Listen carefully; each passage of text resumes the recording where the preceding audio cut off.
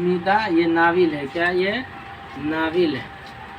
फहमीदा और मजली बेटी हमीदा के बीच गुफ्तगू। फहमीदा जो रहती है ये नसूह की बीवी रहती है, नसूह की बीवी रहती है, और हमीदा उसकी बेटी रहती है।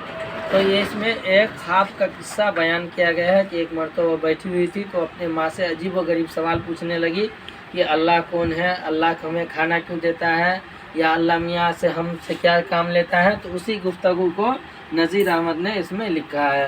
तो इसमें मोइन पॉइंट को क्या किए हैं, लिख लिए हैं। ये सब सवाल में क्वेश्चन आंसर में ज़्यादा पूछता है।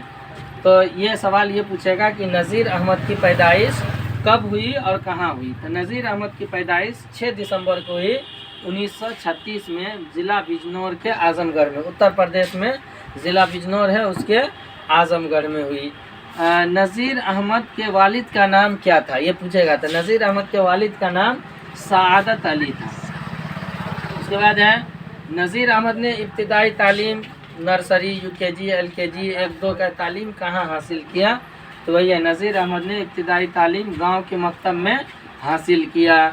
अब है कि नज़ीर अहमद मीरातुल उरूस किसकी नाविल है। मीरातुल उरूस नज़ीर अहमद की नाविल है, और ये कितने में शाये हुआ, 1869 ईस्वी में शाये हुआ। शाये होना मतलब प्रकाशित होना, पब्लिश होना, छपना, है ना। तो ये है।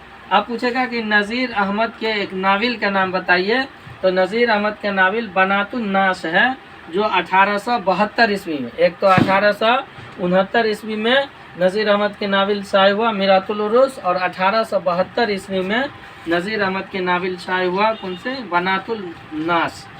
आप पूछेगा नज़ीर अहमद का इंतकाल कब हो गया। तो नज़ीर अहमद का इंतकाल 28 दिसंबर 1910 ईस्वी को, 28 दिसंबर 1910 ईस्वी को 74 बरस की उम्र में उनका इंतकाल हो गया था।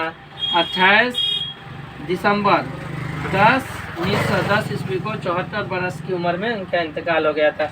ये सवाल बहुत इम्पोर्टेंट है और ज़रूरी है। ये पूछता है कि आपके निसाब में नज़ीर अहमद का कौन सा नाविल शामिल है, आपके निसाब में नज़ीर अहमद का कौन सा नाविल शामिल है। तो ये देखो, हमारे निसाब में नज़ीर अहमद के नाविल फहमीदा और मंझली बेटी की गुफ्तगू है। फहमीदा और मंझली बेटी की गुफ्तगू हमारे निसाब में शामिल है। ये सवाल बहुत ज़्यादा बारी पूछा है। आप पूछेगा कि नसूह की, फहमीदा नसूह की कौन थी और हमीदा कौन थी।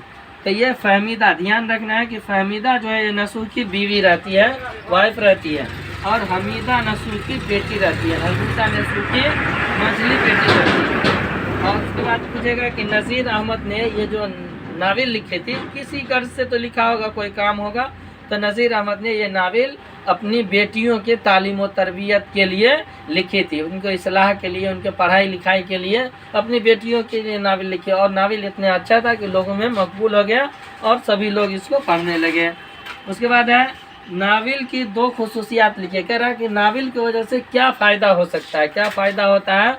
तो नाविल से 2 फ़ायदा होता है। एक ये कि नाविल के ज़रिए समाज और ज़माने की तहजीब व नाविल के ज़रिए समाज और ज़माने की तहजीब व सकाफ़त का पता चलता है। ये पता चलता है कि आज से 100 साल पहले, 150 साल पहले, 200 साल पहले, 1000 साल पहले किस तरह लोग रहते थे, उनका रहन सहन क्या था, उनके आपस के मेलजुल कैसे था, उनकी सका तहजीब क्या थी।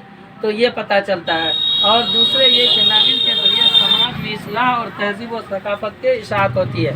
अब नाविल लिख करके लोग समाज में बताता है कि देखो फलां कौम के लोग, फलां मज़हब के लोग, फलां ज़माने के लोग इस तरह काम किया था तो इस तरह अच्छा हुआ, और ये काम किया था इस तरह गलत हुआ। तो अच्छे काम को लोग क्या करते हैं, एक्सेप्ट करते हैं, और बुरे काम को छोड़ देते हैं। इसीलिए नाविल लिखता है। आप पूछेगा कि नाविल जो है फहमीदा और मंझली बेटी हमीदा के बीच गुफ्तगू, इसमें से किसी 2 किरदार का, 2 आदमी का नाम लिखिए। तो एक कौन है, कुबरा है और दूसरा सुगरा है। एक कुबरा है और दूसरा सुगरा है।